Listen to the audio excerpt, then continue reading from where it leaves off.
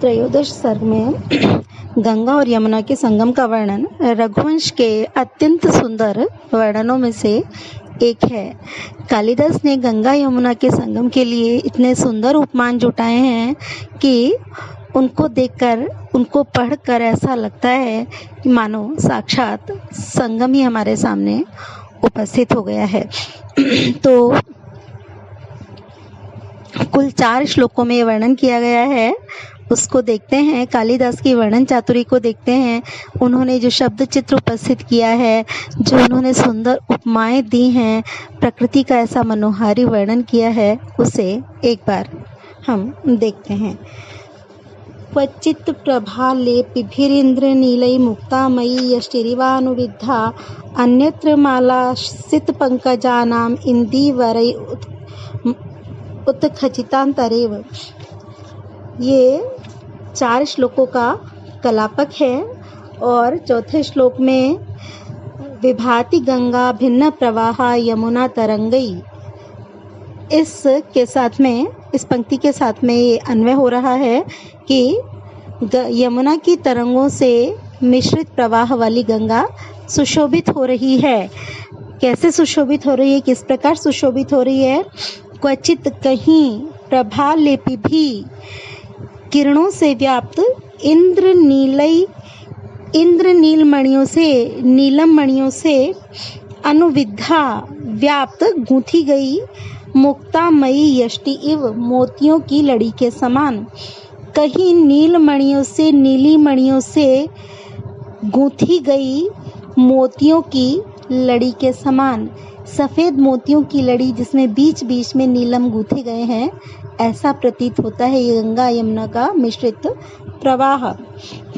अन्यत्र मालासित पंकजानाम, और अन्यत्र कहीं पर दूसरी जगह है, सित पंकजानाम, सफ़ेद कमलों की माला के समान, इंदिवरै उत्खचितांतरेव, अंतर बीच बीच में इंदिवर उत्खचिता, नील कमलों से व्याप्त, बीच बीच में गूथे हुए नील कमलों से युक्त सफ़ेद कमलों की माला के समान यमुना की तरंगों से मिश्रित यह गंगा का प्रवाह सुशोभित हो रहा है। तो कवि उपमान लेकर आते हैं इतने सुंदर सटीक। वो कहते हैं कि कहीं पर नील किरणों से व्याप्त, जिससे किरणें फूट रही हैं, ऐसी किरणों से व्याप्त नील मणियों से गूंथी गई, बीच बीच में गूंथी गई श्वेत मोतियों की लड़ी के समान, और कहीं पर बीच बीच में नील कमलों से युक्त सफ़ेद कमलों की माला के समान यह यमुना की तरंगों से मिश्रित गंगा का प्रवाह सुशोभित हो रहा है। यमुना का जल देखने में श्याम प्रतीत होता है और गंगा का जल अत्यंत उज्जवल है। तो गंगा की सफ़ेद धारा में मिलती हुई यमुना की श्याम धारा ऐसे लगती है जैसे सफ़ेद मोतियों की लड़ी में नीलम गूंथ दिए गए हों, अथवा सफ़ेद कमलों की माला के बीच बीच में नील कमल गुथ गए हों। क्वचित् खगानां प्रियमानसानां कादम्ब संसर्गवतीव पंक्ति अन्यत्र काला गुरुदत्तपत्रा भक्तिर्भुवश्चान्दन कल्पितेव। क्वचित् खगानां, क्वचित् कहीं पर, खगानां पक्षियों की, प्रियमानसानां मानस प्रेमी, मानसरोवर के निवासी, मानसरोवर के प्रेमी, कहीं पर मानस प्रिय श्वेत हंसों की पंक्ति के समान। कैसी? कादम्ब संसर्गवती, नील हंसों के संपर्क से युक्त, जिसमें बीच बीच में नील हंस विद्यमान है, ऐसी मानसरोवर के प्रेमी श्वेत हंसों की पंक्ति के समान। अन्यत्र काला गुरुदत्त पत्रा भक्तिर्भुवश्चंदन कल्पितेव, और अन्यत्र, अन्य स्थान पर, भुवः पृथ्वी के गाल पर, चंदन कल्पिता, श्वेत चंदन से बनाई गई, और काला गुरुदत्त पत्रा, बीच बीच में काले अगर से जिसमें पत्र रचना की गई है, ऐसी चित्रकारी के समान। जैसे कोई युवती अपने गाल पर सज्जा के लिए पत्र रचना करती है चंदन आदि से, तो पृथ्वी रूपी नायिका के गाल पर सफेद चंदन से चित्रकारी की गई है और उसके बीच बीच में काले अगर से पत्ते बनाए गए हैं। तो ऐसा यमुना की तरंगों से मिश्रित गंगा का प्रवाह सुशोभित हो रहा है। कैसे कि कहीं कहीं पर नील हंसों से युक्त मानसरोवर के प्रेमी श्वेत हंसों की पंक्ति के समान, और कहीं पृथ्वी के कपोल पर श्वेत चंदन की पत्र रचना के समान, जिसके बीच बीच में काले अगर से पत्ते उकेरे गए हों। यह यमुना की तरंगों से युक्त गंगा का प्रवाह सुशोभित हो रहा है।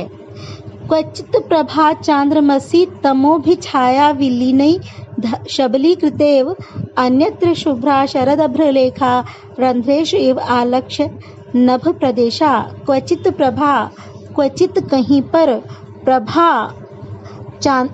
कांति, चांद्रमसी चंद्रमा की, कहीं पर चंद्रमा की चांदनी, तमो भी अंधकार से, छाया विलीनै छाया में छुपे हुए, जहाँ जहाँ छाया है ऐसे परछाई से युक्त स्थानों पर छुपे हुए, अंधकार से युक्त, शबलीकृतेव मानो चितकबरी कर दी गई, चंद्रमा की चांदनी के समान।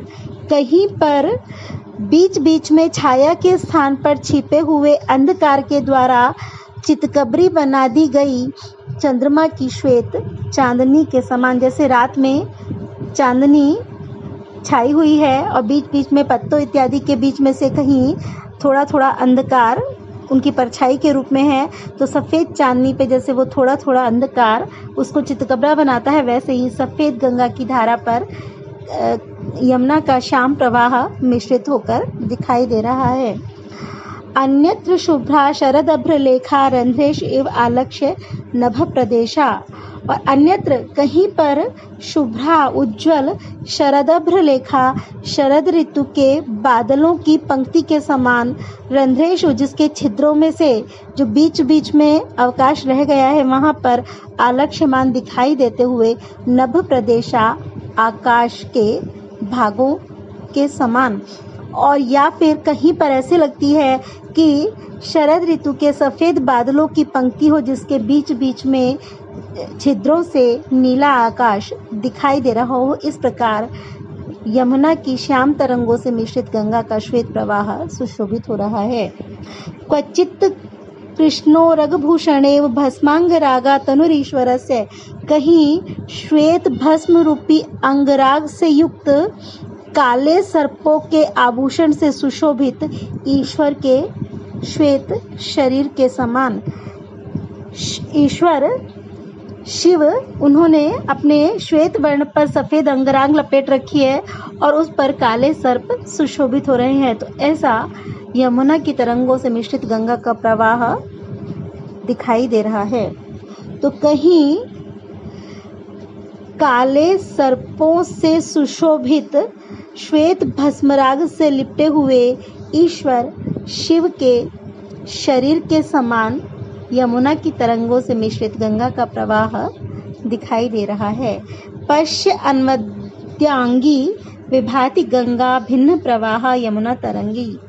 पश्य देखो, अन्वदंगी अन्वद्य निर्दोष, हे निर्दोष अंगों वाली सीता, जिसके अंगों में कहीं कोई दोष नहीं है, सर्वांग सुंदरी है। तो हे निर्दोष अंगों वाली सीता देखो, यमुना तरंगई भिन्न प्रवाह, यमुना की तरंगों से मिश्रित प्रवाह वाली गंगा, विभाति गंगा सुशोभित हो रही है।